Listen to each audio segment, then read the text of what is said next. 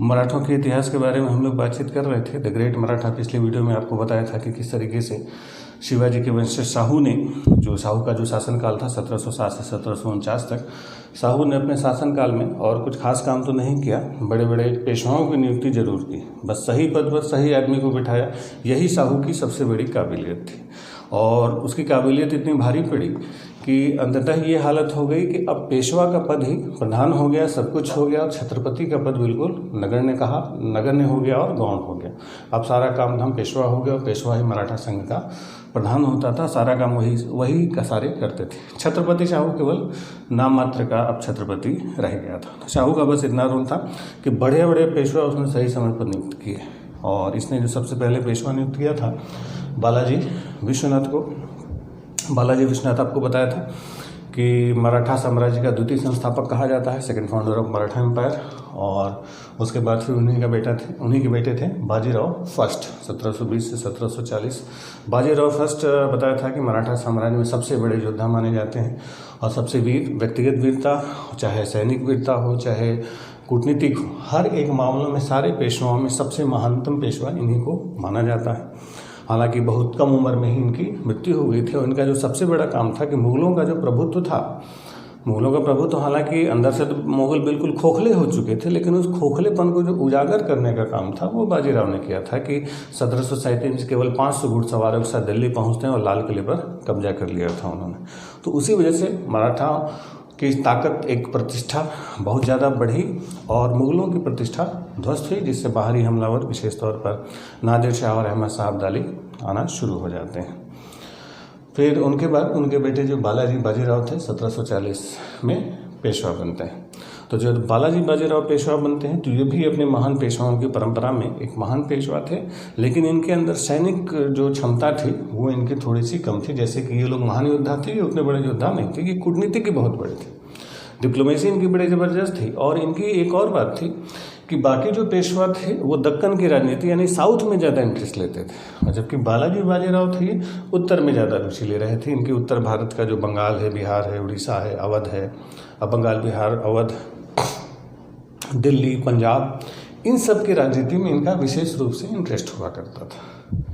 अब यही इंटरेस्ट मराठों पर थोड़ा सा भारी पड़ा, थोड़ा नुकसान हुआ उनके इस इंटरेस्ट की वजह से मराठों को। खैर, इनके बारे में थोड़ा विस्तार से हम लोग चर्चा करेंगे, क्योंकि इन्हीं का जो समय काल था कि मराठा साम्राज्य जो था, मराठा एम्पायर, अपने सर्वाधिक बड़े क्षेत्र पर राज कर रहा था। मराठों में सबसे बड़ा जो साम्राज्य था मराठा पेशवाओं में, वो बालाजी बाजीराव का था। इनका जो सबसे पहला काम था कि इन्होंने जो छत्रपति का, अब तक एक नाम चलता था शाहू का, तो जब 1749 में शाहू की मौत हुई तो शाहू की मौत के बाद राजा राम द्वितीय छत्रपति बने और राजा राम द्वितीय थे, इन्होंने 1750 में एक संधि की थी, संगोला की संधि, ट्रीटी ऑफ संगोला 1750। तो इस संगोला की संधि में इन्होंने राजा राम से की थी, राजा राम सेकंड जो शाहू के बाद छत्रपति बने थे। इसी ट्रीटी ऑफ संगोला यानी संगोला की संधि से क्या किया गया कि जो छत्रपति थे, छत्रपति की जो औपचारिक पद था उसको समाप्त कर दिया गया और पेशवा का पद ही प्रधान हो गया और पुणे ही था वो मेन राज दरबार बन गया। पहले क्या होता था कि छत्रपति जो सतारा में होता था तो सारे कार्यों के लिए छत्रपति नाम मात्र का ही प्रमुख था, लेकिन एक कानूनी प्रधानता छत्रपति की थी, काम सारे पेशवा ही करते थे। लेकिन इस संगोला की संधि से क्या हुआ कि छत्रपति की प्रधानता समाप्त होकर पेशवा की प्रधानता हो गई और अब वैलिड रूप से, यानी अब पहले नाम मात्र का था, अब कानूनी रूप से शासक हो गया पेशवा और छत्रपति का पद बिल्कुल खत्म कर दिया गया। तो इसी ने एक तरीके से कहिए कि शिवाजी के वंश को समाप्त करके पेशवाओं के वंश को आगे बढ़ाया। ठीक, चलिए अब इनके कुछ सैनिक अभियानों की, इनके समय की बात करते हैं। इनका जैसे कि बताया कि मुख्य लक्ष्य उत्तर था, लेकिन ऐसा नहीं था कि उत्तर था तो दक्षिण में इन्होंने इंटरफेयर नहीं किया। दक्षिण में जो सबसे बड़ी जो मराठों का जो चैलेंज था वो थे निज़ाम। तो निज़ामों ने मराठों को बहुत ज़्यादा संघर्ष किया, तो इसी से निज़ाम से इन्होंने जो संघर्ष किया था 1757 में एक लड़ाई लड़ी गई थी, सिंदखेड़ का युद्ध। तो जो सिंदखेड़ का युद्ध हुआ था, बैटल ऑफ सिंदखेड़, 1757 में किससे हुआ था? निज़ाम से हुआ था। तो निज़ाम से सिंदखेड़ की लड़ाई में इन्होंने निज़ाम को पराजित किया और निज़ाम को भी अपना आधा इलाका मराठों को सौंपना पड़ा और चौथ और सरदेशमुखी देने का वादा करना पड़ा। इन्होंने ही जो था बंगाल और मालवा की तरफ अभियान किया और 1742 में 1742 में बुंदेला शासकों को पराजित किया और बुंदेला शासकों को पराजित करके झांसी का जो विलय था, झांसी को भी मराठा साम्राज्य के अंडर में ये ले आए थे। ओरछा के बुंदेलों को उन्होंने हरा दिया और झांसी का विलय कर लिया। इन्होंने बंगाल पर भी हमले करने शुरू कर दिए। पहले इन्होंने क्योंकि बंगाल जब झांसी पर कब्जा हुआ, इधर उड़ीसा की तरफ से लोग बढ़ना शुरू कर दिए थे, तो इनकी जो सीमाएं थी बंगाल बिहार उड़ीसा के टच होने लगी थी। तो इन्होंने क्या किया कि अपने एक मराठा सरदार थे भास्कर पंत, तो भास्कर पंत को बंगाल में चौथ और सरदेशमुखी की मांग करने के लिए मराठों की तरफ से भेजा गया। तो उस समय जो बंगाल का नवाब था अलीवर्दी खां, तो अलीवर्दी खां ने क्या किया कि भास्कर पंत की हत्या करवा दी। जब भास्कर पंत की हत्या हुई तो इस बात से नाराज हुए मराठे और सीधे सीधे रघुजी भोसले को भेजा गया 1744 में, और 1744 में रघुजी भोसले ने हमला कर दिया बंगाल पर। बंगाल को बुरी तरीके से लूटा, अलीवर्दी खां को पराजित किया गया और उससे भी चौथ और सरदेशमुखी वसूला गया। उड़ीसा, इवन पूरा का पूरा बंगाल से जो उड़ीसा का प्रांत था वो भी मराठों को मिल गया था। उड़ीसा पूरा मराठों को मिल गया और बंगाल से चौथ और सरदेशमुखी वसूलने का अधिकार मिला। तो धीरे धीरे करके सबसे लड़ाई लड़ते लड़ते अब ये उत्तर की तरफ बढ़ रहे थे और सभी राजाओं को लगभग इन्होंने पराजित किया था। तो इनकी ये नीति साम्राज्यवादी थी तो ठीक, इनके हिसाब से तो ठीक थी, लेकिन इस नीति की वजह से ये जो लूटपाट ये लोग करते थे, इसकी वजह से अनावश्यक रूप से इन्होंने दुश्मन बहुत ज़्यादा भारत में बना लिए। जब मुश्किल समय आया तो किसी ने इन लोगों का साथ नहीं दिया था। तो शक्ति है तो उसका गलत तरीके से इस्तेमाल बड़ा भारी पड़ता है। इसका सबसे बड़ा उदाहरण बालाजी बाजीराव थे। ये इन्होंने बहुत सारी गलतियाँ की और पैसे के लिए, मतलब धन प्राप्ति के लिए, चौथ सरदेशमुखी के लिए इतना ज़्यादा इन्होंने दुश्मन बना लिए कि जब एक कड़े दुश्मन से सामना हुआ तो किसी ने उनकी मदद ही नहीं की।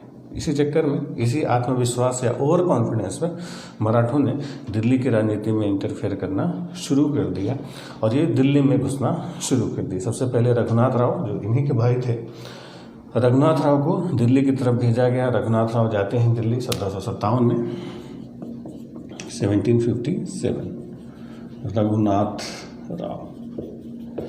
हालांकि ये रघुनाथ राव इनकी तरफ से अभियान जरूर करते हैं, लेकिन बाद में मराठा साम्राज्य के सबसे बड़े विलेन भी यही रघुनाथ राव ही साबित होते हैं। उस पर आगे चर्चा करेंगे। खैर, रघुनाथ राव दिल्ली पहुंचते हैं। दिल्ली जाके कब्जा होता है मराठों का और फिर दिल्ली तक ठीक था, लेकिन रघुनाथ राव का कॉन्फिडेंस थोड़ा ज़्यादा था और दिल्ली से बढ़ते बढ़ते पंजाब पर चले गए। पंजाब पहुँचे तो पंजाब में उस समय जो अहमद शाह अब्दाली का बेटा था तैमूर, तो तैमूर को अहमद शाह अब्दाली ने पंजाब का गवर्नर बनाया। तो जब तैमूर को रघुनाथ राव ने वहाँ से भगाया और वहाँ पर अदीना बेग को, जो उनका समर्थक था, 75 लाख रुपए के बदले में अदीना बेग को इन्होंने वहाँ का गवर्नर बना दिया। बाद में जब अदीना बेग की मौत हुई तो साबाजी सिंधिया पंजाब के गवर्नर बन गए। यानी अब पंजाब से लेकर उड़ीसा तक पूरा क्षेत्र मराठों के नियंत्रण में सीधे सीधे आ चुका था। लेकिन ये स्थिति बहुत लंबे समय तक नहीं चलने वाली थी, क्योंकि जब इसके बेटे को तैमूर को भगाया गया तो इस बात से नाराज हुआ अहमद शाह अब्दाली।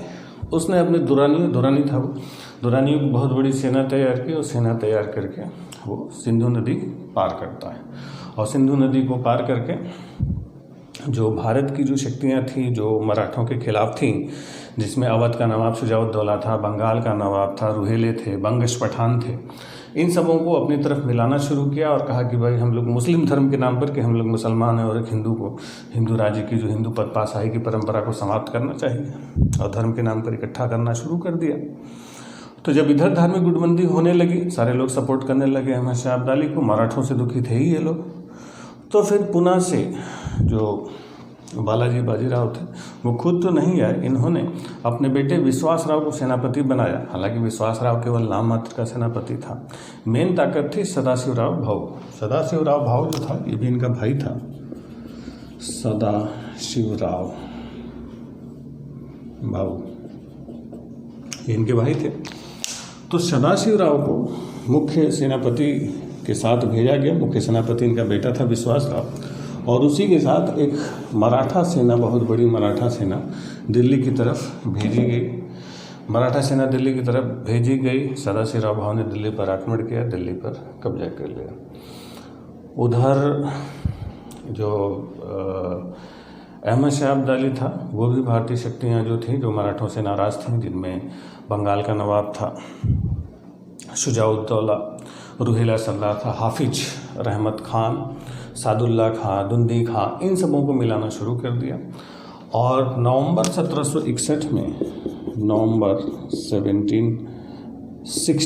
1760 में ये लोग पानीपत के मैदान में आमने सामने टिक गए। पानीपत के मैदान में एक तरफ मराठों की सेना और दूसरी तरफ दुर्रानियों की सेना, जो अहमद शाह अब्दाली के नेतृत्व में इकट्ठे हुए थे, वो लोग पहुँचे। नवंबर 1760 में पहुँच गए, लेकिन अभी लड़ाई नहीं शुरू कर रहे थे, क्योंकि दोनों पक्षों को पता था कि दोनों की सेनाएं बहुत ज़बरदस्त थी। हालांकि अहमद शाह अब्दाली के पास सेना ज़्यादा थी, मराठों के पास भी अच्छी खासी सेना थी, लेकिन अब अहमद शाह अब्दाली की संख्या ज़्यादा थी, क्योंकि भारतीय शक्तियाँ उसको सपोर्ट कर रही थी। अहमद शाह अब्दाली को भारतीय शक्तियों का समर्थन मिल रहा था, इसलिए उसको युद्ध करने में कोई जल्दबाजी नहीं थी, क्योंकि अपनी फ़ौजों के लिए राशन और कुमुक और जो गोला बारूद और बाकी चीज़ें जो रसद होती है, वो उसको मिल रही थी। मराठे भी अभी आक्रमण नहीं कर रहे थे, क्योंकि उनको भी पता था कि आक्रमण के बाद स्थिति गंभीर होने वाली है, इसलिए उन्होंने भी आक्रमण से परहेज किया। नवंबर में ही ये लोग इकट्ठा हो चुके थे, लेकिन आक्रमण नहीं किया। सदाशिवराव भाऊ ने पेशवा के पास पूना में अपना संदेशा भिजवाया कि हमारी स्थिति गंभीर है और तुरंत पूना से एक सेना भेजी जाए जो हमारी सहायता करे। अब पूना से सहायता भेजना था पानीपत तक, और उस समय इनकी कुछ सेना जो थी वो निजाम से लड़ने के लिए दक्कन गई हुई थी। तो पूना कितने जैसे पेशवा ने संदेशा भेजा कि भाई हम आपके पास सहायता भेज रहे हैं, लेकिन वो प्रैक्टिकल नहीं था कि इतनी जल्दी सहायता पहुंच पाती।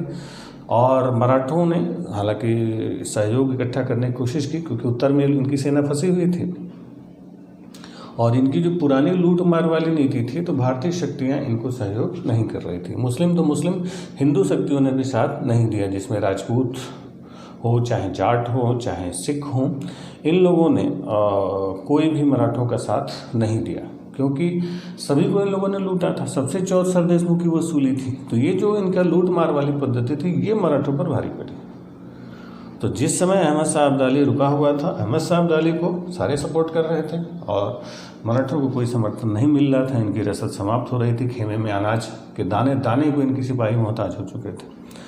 13 जनवरी 1761 तक खुद मराठा जो सिपाही थे, वो सदाशिव भाऊ के पास पहुंचना शुरू किया कि भाऊ हमारे पास खाने के लिए अनाज नहीं है, हमला करो, इनको मार दें या मर जाएं, भूखे मरने से अच्छा है लड़ के मरें। तो मराठा सेना के पास अनाज बिल्कुल समाप्त हो चुका था, और उसी निराशा के माहौल में सदाशिवराव भाऊ ने 14 जनवरी 1761 को आक्रमण किया, और इसी 14 जनवरी 1761 को पानीपत की तीसरी लड़ाई होती है, थर्ड बैटल ऑफ पानीपत। अब ये जो पानीपत की तीसरा युद्ध हुआ 14 जनवरी 1761 को मराठों और अहमद शाह अब्दाली के बीच, बहुत भयानक लड़ाई लड़ी गई। पूरे दिन भर ये लड़ाई चली थी, बहुत मारकाट हुई, और शाम होते होते सारे मराठा सरदारों की हत्या कर दी गई और सब के सब मारे गए। लगभग सारे मारे गए, बहुत कम लोग बचे थे। और इस लड़ाई ने मराठों को बहुत ज़्यादा क्षति पहुंचाई। 28,000 तो इनके बड़े योद्धा मारे गए थे, जो योद्धा वर्ग थे, सैनिक। बाकी मौतें 75,000 के आसपास हुई थी, जो असैनिक थे, जो गुलाम थे, जो कारिंदे थे, जो महिलाएं थे, बच्चे थे, जो असैनिक लोग थे, वो भी मारे गए थे। लगभग 75,000 मरे थे, जिसमें से 28,000 सीधे घुड़सवार योद्धा थे। और इनके जो भाई थे सदाशिवराव भाऊ, ये भी मारे गए। विश्वासराव, जसवंतराव, तुकोजी सिंधिया, पिल्लैजी साहब, सारे बड़े बड़े सरदार थे, सबके सब मारे गए। तो ये जो मराठों की पराजय होती है पानीपत के युद्ध में, ये मराठों के लिए एक बहुत बड़ा धक्का लगा अचानक से, क्योंकि अब तक मराठा बताया कि भारत के सबसे बड़े हिस्से पर राज कर चुके थे, सबसे बड़े हिस्से पर शासन कर रहे थे, और अचानक से इन्हें अहमद शाह अब्दाली ने चोट पहुंचा दी। तो ये जो इस पानीपत की लड़ाई में भारत की धरती पर एक सबसे बड़ी भारतीय शक्ति को एक विदेशी शक्ति ने पराजित कर दिया, ऐसा कैसे हो गया कि एक विदेशी शक्ति आती है और एक सबसे बड़ी भारतीय शक्ति को भारत की ही धरती पर हरा के चली जाती? तो इसका बहुत बड़े पैमाने पर विश्लेषण हुआ कि आखिरकार मराठे हारे क्यों। तो जो पंडित काशीराज थे उस युद्ध के प्रत्यक्षदर्शी थे, इतिहासकार के रूप में वहाँ पर मौजूद थे, उन्होंने अपनी आंखों से देखा था। तो पंडित काशीराज ने इस युद्ध में मराठों की पराजय के लिए सीधे सीधे सदाशिवराव भाऊ को ही उत्तरदायी ठहराया था कि इसी भाव की हट, क्योंकि भाव थोड़ा सा जिद्दी टाइप से, जिद्दी स्वभाव के थे और किसी की सुनते नहीं थे। बड़े बड़े मराठा सरदारों की अवहेलना करते थे। इन्हीं के समय मल्हारराव होलकर थे, बड़े बुजुर्ग और पुराने योद्धा थे। मल्हारराव होलकर जैसे पुराने योद्धा को सदाशिवराव भाऊ को समझता ही नहीं था, उनको बूढ़ा बेकार कहता था। और जब सैनिक रणनीति बनानी होती थी तो मल्हारराव होलकर को बुलाते भी नहीं थे। फाइनली आधी लड़ाई में मल्हारराव होलकर ने क्या किया कि अपनी सेना लेकर निकल ली, भाग ली कि जाने दो, मरने दो इन सब। उनको पता था कि हारने वाले हैं। तो वो थोड़ा सा अदूरदर्शी टाइप से थे। इवन जाटों ने, जब रास्ते में जा थे, जाटों ने कुछ समय तक मराठों की मदद की। तो जाट राजा सूरजमल ने सदाशिवराव भाऊ को सलाह भी दिया था कि आप जा रहे इतनी भारी भरकम सेना लेके, ये भारी भरकम सेना ठीक है, आपकी सेना ठीक है, बहुत मजबूत है, लेकिन अहमद शाह अब्दाली के पास आपसे बड़ी ताकत है। तो इसलिए जो सेना की जो फालतू चीज़ें हैं, जो नौकर चाकर, औरतें, बच्चे, जो गुलाम और भारी भारी तोपें लेके जा रहे हैं, वो आप हमारे पास रखवा दीजिए, फिर वापसी में आप ले जाइएगा। क्योंकि ये जो लाव लश्कर आप लेके चल रहे हैं, आप सोचिए उसमें महिलाएं, बच्चे, पूरा मार्केट और उनके गुलाम, नौकर चाकर, सब कुछ चलता था, भारी भारी तोपें चलती थी। तो उसने कहा कि भाई अपने भारी चीज़ें आप हमारे पास छोड़ जाइए ताकि आपकी सेना का वजन कम रहेगा और फुर्ती से आप लड़ पाएंगे। उसकी सलाह भी सदाशिवराव भाऊ ने नहीं मानी। फाइनली जाटों ने भी साथ छोड़ दिया। सिखों से मदद की गुहार ये लगा। एंड टाइम पर सिखों को लूटा करते थे। जब समस्या आई तो सिखों से मदद की इन्होंने मांग की, सिखों ने भी कोई मदद नहीं की। राजपूतों से लगातार ही लड़ाई लड़ रहे थे। तो सदाशिवराव भाऊ का जो जिद्दी स्वभाव था वो भी एक बड़ा कारक माना जाता है। लेकिन केवल वही एक कारक नहीं था, और भी कई सारे कारक थे, जिसमें सबसे पहली बात जो रणनीतिक भूल थी। रणनीतिक भूल का मतलब है कि जैसे मराठे जो थे, जो महाराष्ट्र में जो लड़ाई होती थी, छत्रपति शिवाजी का जो युद्ध करने का जो तरीका था, जो बाजीराव फर्स्ट का युद्ध करने का तरीका था, तो ये लोग छापा मार लड़ाई लड़ते थे। अब छापा मार लड़ाई में क्या होता था कि अचानक से पीछे से छुप के हमला करते थे, लूटपाट करते थे, मारे काटे, फिर भाग लिए। छोटी छोटी सेना इनकी होती थी, तो बहुत फुर्ती से होते थे, अचानक से बहुत तेज़ी से हमला करते थे और फिर पहाड़ियों में जाके छुप जाते थे। तो ये दक्कन का पहाड़ी क्षेत्र था जहाँ पर इनको छुपने में और भागने में और अचानक से हमला करने में सुविधा होती थी। ये लोग लड़ाई लड़ने के लिए उत्तर चले आए। अब उत्तर में बिल्कुल मैदानी क्षेत्र, बिल्कुल आमने सामने की लड़ाई। अब इनको पहाड़ियों में घुस कर लड़ाई लड़ने की आदत थी, आमने सामने के खुले मैदान में लड़ने की आदत थी ही नहीं। और दूसरी बात कि जो छापा मार युद्ध होता है तो इसमें क्या होता है, जैसे इनको तुरंत हमला करके तुरंत बहुत लंबे समय तक लोग नहीं लड़ते थे। जैसे 100 मीटर की रेस होती है, तो 100 मीटर की रेस में जो धावक होता है वो 100 मीटर तक खूब जोर लगा के दौड़ता है, लेकिन उसी को 1000 मीटर दौड़ा दीजिए तो थक जाएगा बेचारा। तो वही ये थे कि ये 100 मीटर वाले थे, कि ये थोड़ी देर, आधे घंटे की झड़प वाले थे। और पानीपत की लड़ाई में लड़ाई दिन भर चली गई थी। अब दिन भर चलने में तो पस्त हो गए लड़ने में। और तीसरी बात कि जनवरी का मौसम था। महाराष्ट्र में, दक्कन में ठंड उतनी ज़्यादा पड़ती नहीं थी, इस बात का अंदाज़ा इनको नहीं था। लड़ाई हुई 14 जनवरी, खिचड़ी के दिन, पानीपत, हरियाणा, जम के ठंड पड़ती और ये बेचारे लोग धोती पहन कर लड़ रहे थे। ठंडी के मारे भी हालत ख़राब थी। और तीसरी चीज़ थी कि इनका जो तोपखाना था टेक्निकली वो बहुत पिछड़ चुका था। हालांकि मराठों का जो तोपची था इब्राहिम खां गार्दी,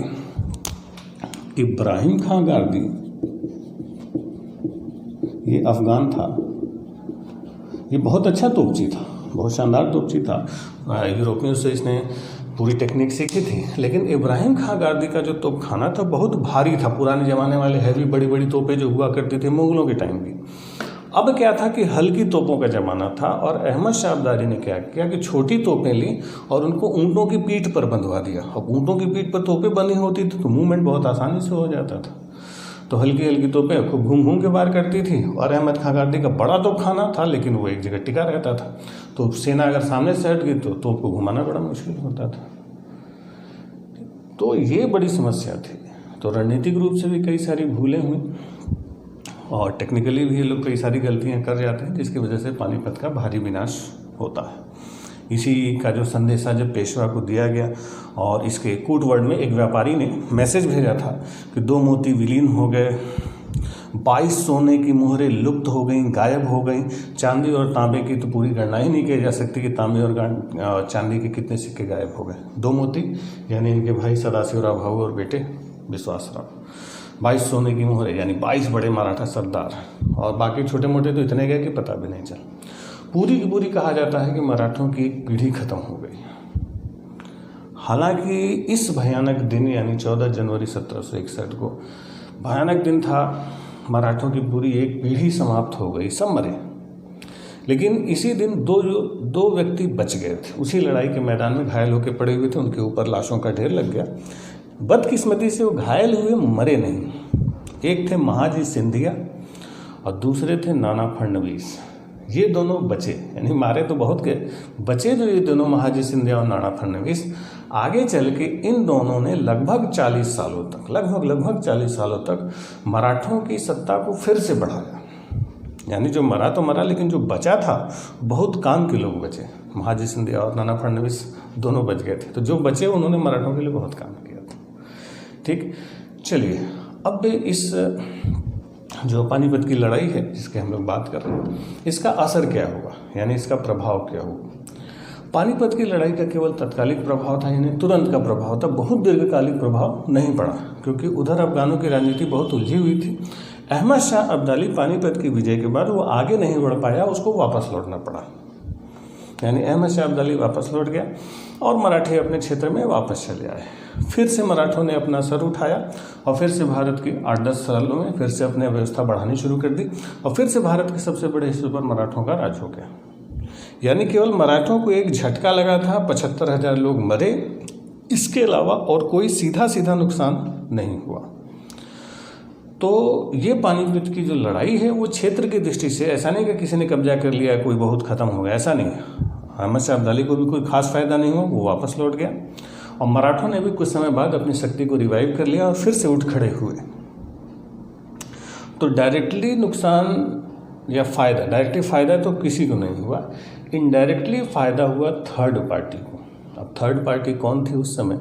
उस समय थर्ड पार्टी थे अंग्रेज, जो इस युद्ध में पानीपत की लड़ाई में कहीं भी दिखाई नहीं देते। अंग्रेज कहीं भी नहीं थे, बावजूद इसके इस पानीपत की लड़ाई का सबसे ज़्यादा फायदा अंग्रेजों को हुआ, क्योंकि जिस समय पानीपत की लड़ाई में मराठे और अफगान भारत में अपनी सत्ता के लिए संघर्ष कर रहे थे, उस समय उससे ठीक पहले प्लासी की लड़ाई में बंगाल पर अंग्रेजों ने कब्जा कर लिया था और जो उनका एक गवर्नर था, सेनापति था क्लाइव, रॉबर्ट क्लाइव। जिस समय ये लड़ाई चल रही थी 1761 में, रॉबर्ट क्लाइव उस समय लंदन जा रहा था और लंदन जाके अपने प्राइम मिनिस्टर चौदम को ये समझाने की कोशिश कर रहा था कि भारत की कंडीशन बहुत अच्छी है, अगर ब्रिटिश सरकार हमें सहयोग करे तो भारत पर कब्जा करने से हमें कोई नहीं रोक सकता, और भारत को नियंत्रित करने की वो नीति बना रहा था।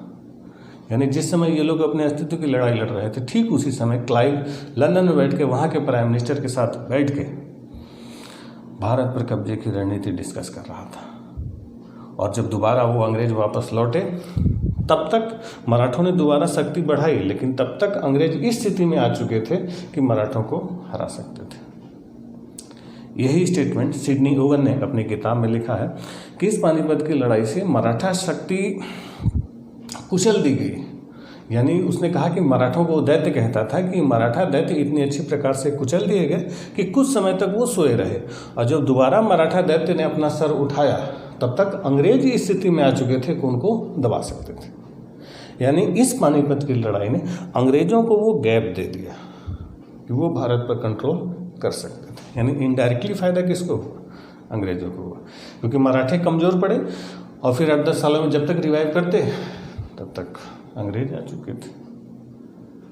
सबसे अच्छा कमेंट इस पानीपत की लड़ाई पर आर.बी. सरदेसाई ने लिखा है। आर.बी. सरदेसाई ने लिखा कि इस पानीपत की लड़ाई ने ये तो फैसला नहीं किया कि भारत पर शासन कौन करेगा, लेकिन ये जरूर फैसला कर दिया कि भारत पर शासन कौन नहीं करेगा।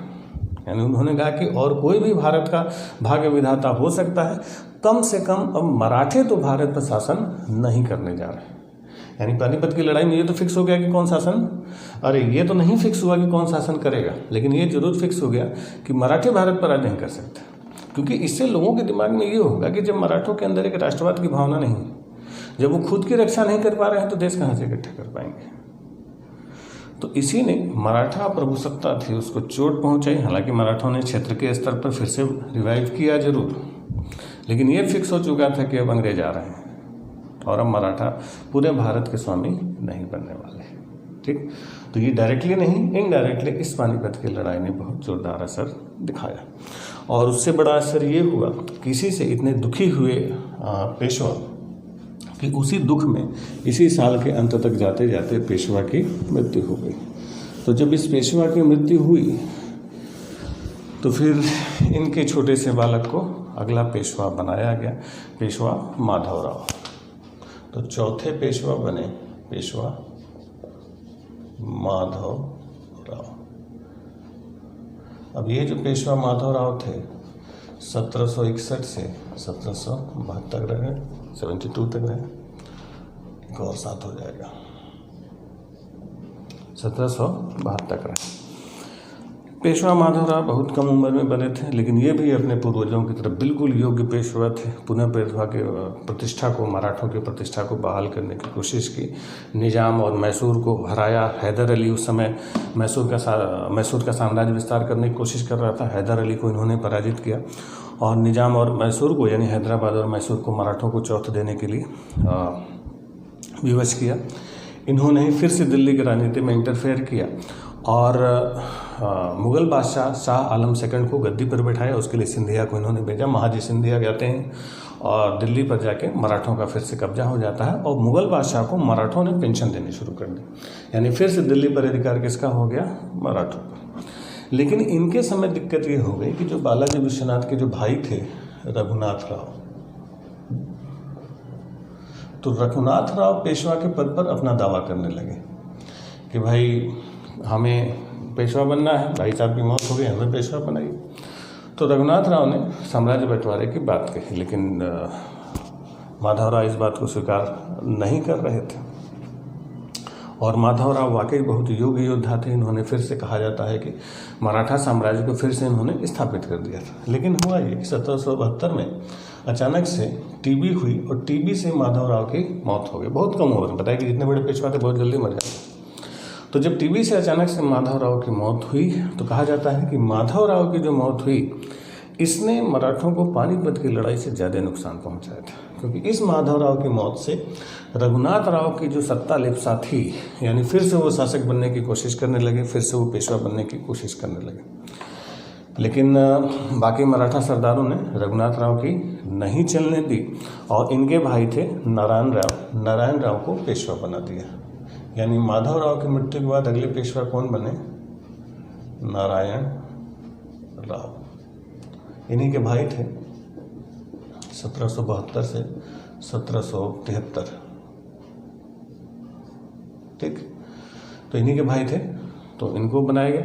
लेकिन क्योंकि रघुनाथ राव नाराज थे, खुद पेशवा बनना चाहते थे, तो रघुनाथ राव ने क्या किया कि नारायण राव की हत्या कर दी, मार दिया कि हमको पेशवा बनना है। अब ये पेशवा बनने के लिए लगातार संघर्ष करते हैं, लेकिन बन नहीं पाता बेचारा ये।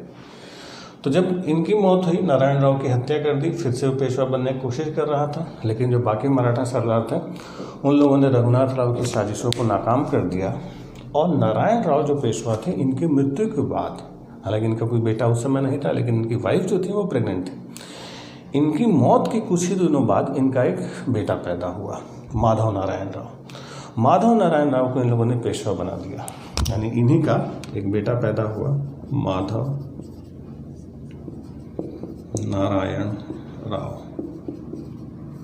एक साल बाद वो बना था, 1774 से लेकर 1794 तक था। तो जो माधव नारायण राव था 94 या 95 तक कह सकते हैं इसको, तो इसका जन्म रघुनाथ नारायण राव की मौत के बाद हुआ था, क्योंकि इसकी हत्या कर दी थी। इसके बाद जब मौत हुई तो ये क्योंकि बच्चा था, अभी नाबालिग थे, अबोध बालक थे, तो इस समय मराठा फेडरेशन अपने आप को इकट्ठा करती है। जो प्रमुख मराठा सरदार थे इन्होंने एक काउंसिल बनाई जिसको कहा जाता है 12 भाई काउंसिल। 12 भाई काउंसिल। तो इस 12 भाई काउंसिल से क्या हुआ, इसी के हेड थे नाना फडणवीस।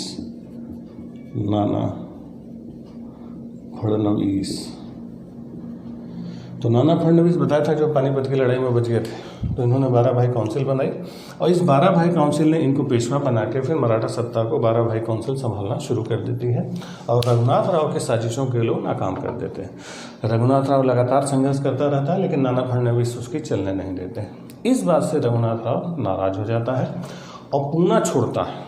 अब सोचिए, अब गद्दी हासिल करने की लड़ाई शुरू हो गई मराठों में। पूना छोड़ के ये चला गया बम्बई और बम्बई में जाके इसने जो अंग्रेज़ों की जो ब्रिटिश प्रेसिडेंसी थी, बॉम्बे प्रेसिडेंसी थी, उस बॉम्बे प्रेसिडेंसी में जाके शरण ले ली और उसने कहा कि भाई आप हमें मदद कीजिए, हमें पेशवा बनाइए।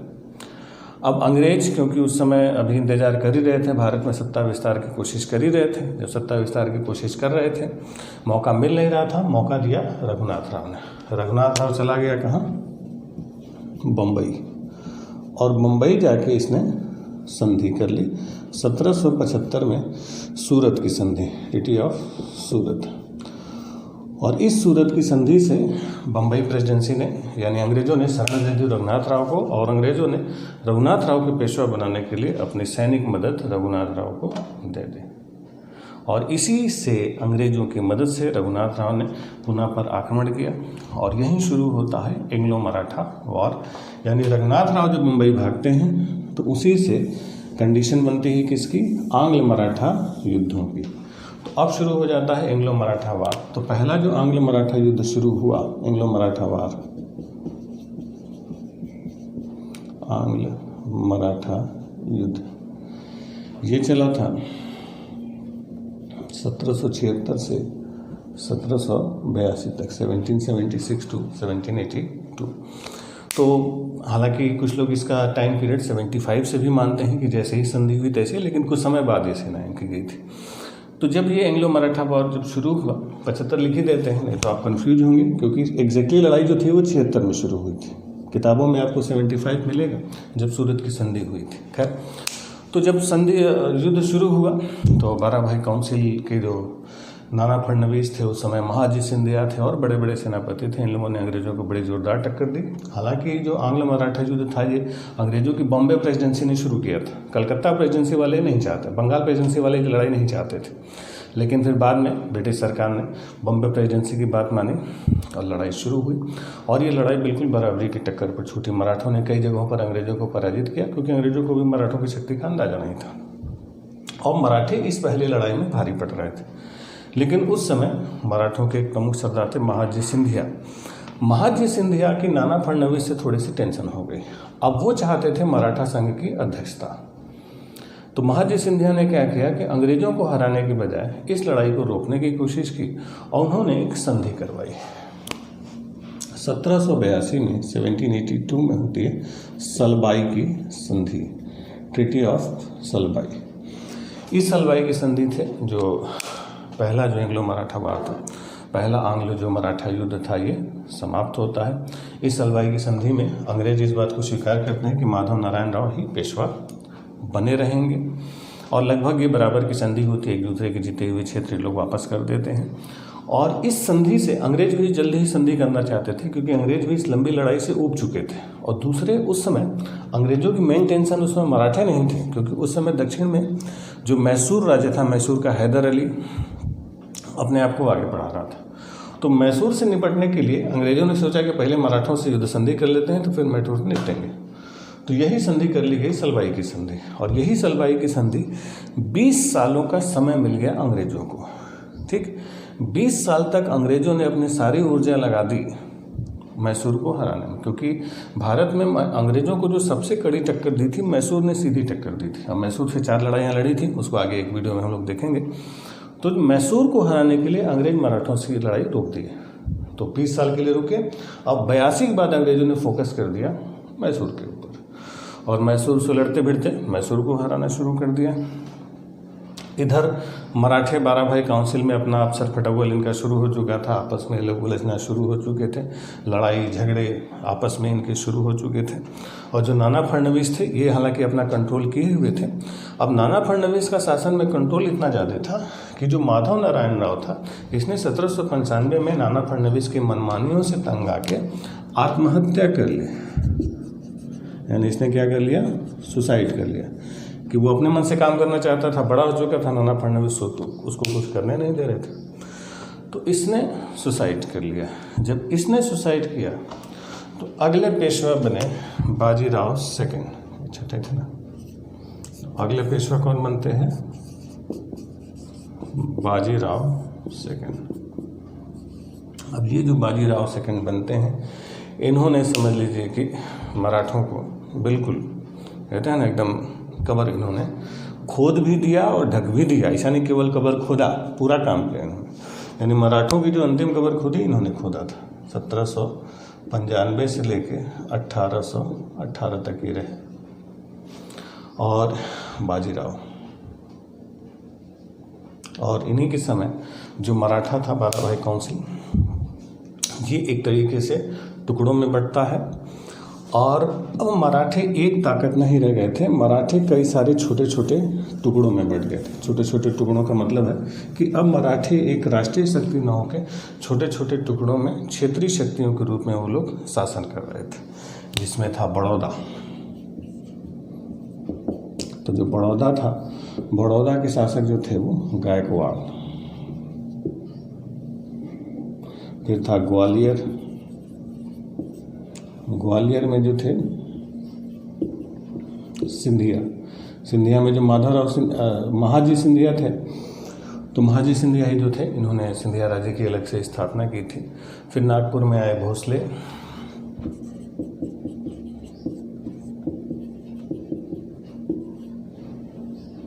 ठीक।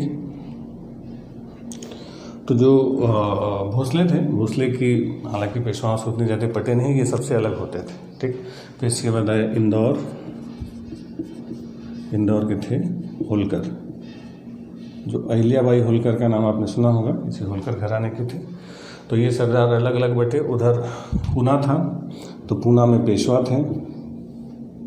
पूना में थे पेशवा, उधर सतारा में छत्रपति थे। तो ये 5 अलग अलग शक्तियों में लोग बट गया। बड़ौदा में गायकवाड़ थे, ग्वालियर में सिंधिया थे, नागपुर में भोसले थे, इंदौर में होलकर और पूना में पेशवा। ये 5 शक्तियाँ अब एक मराठा फेडरेशन के रूप में अलग अलग काम करने लगे। पेशवा नाम मात्र का हेड रह गया था, कंट्रोल किसी पर नहीं था, सब अलग अलग काम कर रहे थे, क्योंकि ये थोड़ा सा इस लायक नहीं था कि कोई इसकी बात सुनता। तो अब सब एक दूसरे से अलग हो चुके थे और अब लग चुका था कि मराठों का पतन होने ही वाला है। इसी दौर में मराठों को जो सबसे ज़्यादा नुकसान हुआ कि 1790 से लेके 1900 का दौर था, इसमें मराठों के जो बड़े बड़े नेता थे उन सब की मृत्यु हो गई, जिसमें अहिल्याबाई होलकर थी, जिसमें महाजी सिंधिया थे, महाजी सिंधिया की भी मृत्यु हुई। और फिर फाइनली सन 1800 में नाना फडणवीस की मौत हो गई। तो जब सब 1800 में नाना फडणवीस की मौत हुई, तो अब मराठों का संकट और गहरा गया।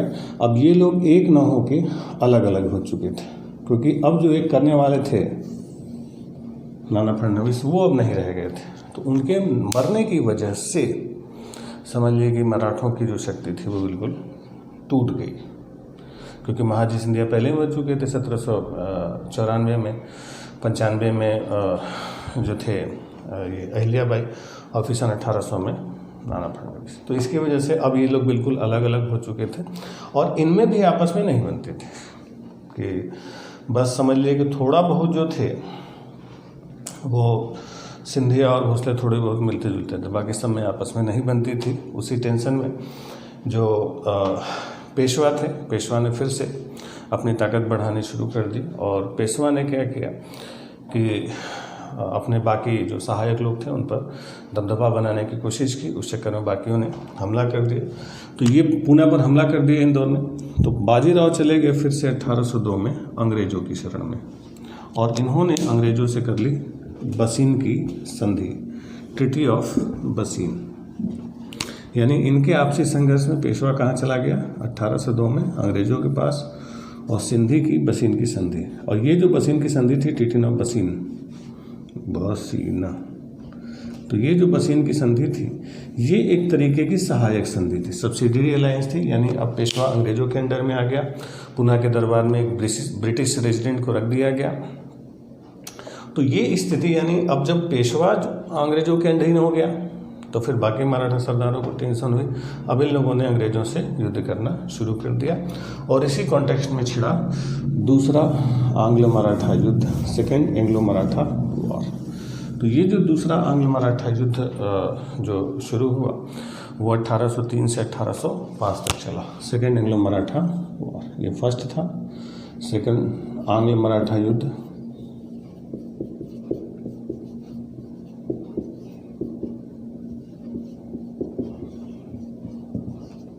1802 से 1805 तक चला। तो ये जो एंग्लो मराठा वॉर था, ये इसमें जो था सभी ने अलग अलग बिल्कुल लड़ाई लड़ी।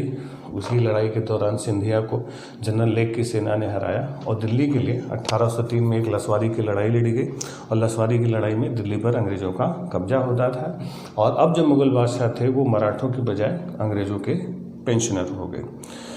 फिर अलग अलग शक्तियों से इन लोगों ने संधि की। भोसले से देवगांव की संधि हुई थी 1803, दिसंबर 1803 देवगांव की संधि, देव की संधि। तो देवगांव की संधि किससे हुई थी? भोसले से हुई थी, अंग्रेज़ों ने किया और भोसले को अपने अंडर में लेके आए। फिर इसी दिसंबर 1803 में सुरजी अर्जन गांव की संधि होती है। 1803 में ही सुरजी अर्जन गांव की संधि, ये जो होती है सिंधिया से। इसी के बाद सिंधिया की ताकत समाप्त हो जाती है, दौलत राव सिंधिया सरेंडर कर देते हैं। बाद में फिर 1804 में अंग्रेज़ों ने क्या किया कि सिंधिया से सहायक संधि कर ली, सब्सिडियरी अलायंस। अब सहायक संधि के बाद सिंधिया अब अंग्रेज़ों के अंडर में आ गए। अब ग्वालियर में ब्रिटिश रेजिडेंट रखा जाने लगा और इसी के बाद से जो सिंधिया थे वो अंग्रेज़ों के वफादार बने और इतने वफादार बने कि 1857 की क्रांति में अंग्रेज़ों का फेवर किया और महारानी लक्ष्मीबाई और तात्या टोपे के खिलाफ इन लोगों ने मुखबिरी भी की। तो इसके बाद से सिंधिया हमेशा से ही अंग्रेज़ों के संपर्क में आ गए और अंग्रेज़ों का साथ सिंधिया ने कभी नहीं छोड़ा। यानी सिंधिया ने 1804 के बाद कभी भी अंग्रेज़ों के खिलाफ कोई लड़ाई नहीं लड़ी। ठीक, चलिए, तो जब ये दोनों हारे, भोसले और सिंधिया हार गए, तब 1804 में होलकर ने लड़ाई शुरू की। जब होलकर ने लड़ाई शुरू की 1804 में, तो अब एक साथ ही सारे लोग लड़ते तो अंग्रेज हार जाते, लेकिन अलग अलग लड़ रहे थे और होलकर को जनरल लेक ने पराजित किया और होलकर पूरा दिल्ली से लेकर पंजाब तक गए थे। होलकर का पीछा लेक ने पंजाब तक किया था। पंजाब से भी होलकर ने सहायता मांगी थी, लेकिन सिखों ने सहायता नहीं की थी, क्योंकि ऐन मौके पर ये लोग लूटते थे तो इनको कौन मदद करेगा।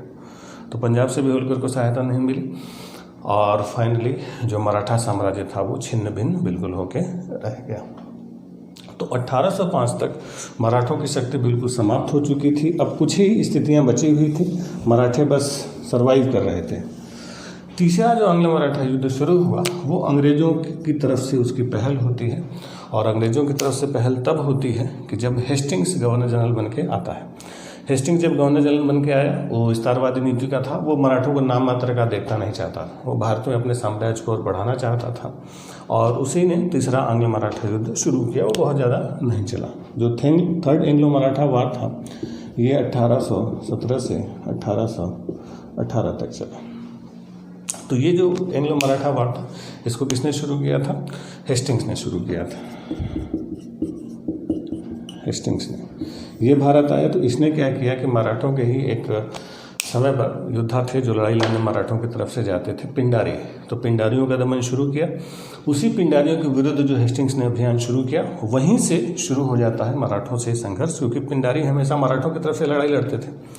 तो मराठों ने अलग आवाज़ उठाई। हालांकि यहाँ भी मराठे सरदार एक नहीं रहे और अलग अलग उन लोगों ने लड़ाई लड़ी और अलग अलग इन सब लोगों को अलग अलग हरा दिया।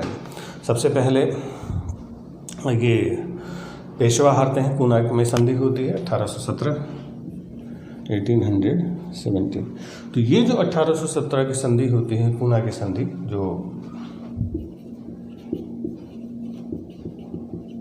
ये इन्हीं पेशवा बाजीराव सेकंड से होती है, पेशवा से होती है। इसी संधि के तहत पेशवा हमेशा के लिए अपनी पेशवाई छोड़ देते हैं कि अब हम पेशवा नहीं रहेंगे। इन्होंने अपनी अध्यक्षता समाप्त कर दी और इनको 8 लाख रुपया सालाना पेंशन दिया गया और 8 लाख के सालाना पेंशन के साथ इनको कानपुर भेज दिया गया और कानपुर के पास बिठूर में ये रहने लगे।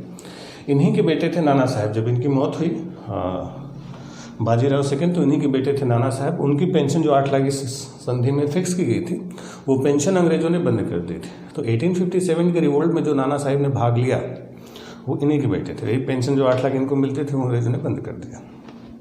ठीक, फिर इसके बाद इनकी जो होलकर से लड़ाई होती है, तो होलकर से मंदसौर की संधि होती है 1818 मंदसौर की संधि। मंदसौर,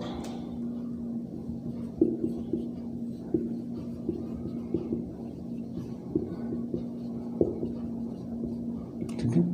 तो होलकर को अलग से पराजित किया और होलकर संधि की। उसके बाद होलकर ने कभी दोबारा सर नहीं उठाया और फिर मराठा साम्राज्य हमेशा के लिए समाप्त हो गया।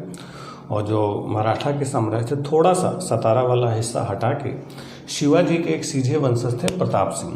तो प्रताप सिंह को, जो शिवाजी के वंशज थे, उनको मराठों का राज्य सतारा निकाल के सौंप दिया गया। भाई आप वंशज हैं, और पेशवा और मराठा फेडरेशन पूरी तरीके से और हमेशा के लिए समाप्त कर दिया गया। तो ये था मराठों का इतिहास। 3 आंग्ल मराठा युद्ध हुए और तीनों में अंग्रेज विजयी होते हैं। इस युद्ध में अंग्रेजों के विजय का कारण अंग्रेज नहीं थे, मराठा सरदारों की आपसी प्रतिद्वंदिता थी। आपस में लोग उलझे रहते थे, इसी वजह से ये समाप्त होते हैं। तो जो शुरुआती मराठा पेशवाओं ने जो गौरवशाली परंपरा स्थापित की थी, उत्तराधिकार के युद्ध यानी रघुनाथ राव के कारण यहाँ से गड़बड़ी होनी शुरू हुई। हालांकि माधवराव ने काफ़ी संभाला, लेकिन उसके बाद कोई संभाल नहीं पाया और बाजीराव सेकंड की बेवकूफ़ी की वजह से मराठा साम्राज्य का पतन हो जाता है और अंग्रेजों को मौका मिल गया भारत पर अधिकार करने का। ठीक, तो अब अंग्रेजों के साथ भारतीय शक्तियों का जो संघर्ष प्रारंभ होता है, अगले वीडियो में हम लोग सिख साम्राज्य और अंग्रेजों का संघर्ष देखेंगे। तो जब शुरुआत में अंग्रेजों के संघर्ष सभी शक्तियों के साथ होंगे, तब धीरे धीरे करके हम लोग आधुनिक भारत की तरफ प्रवेश करते हैं। मिलते हैं हम लोग अगले वीडियो में। Thank you.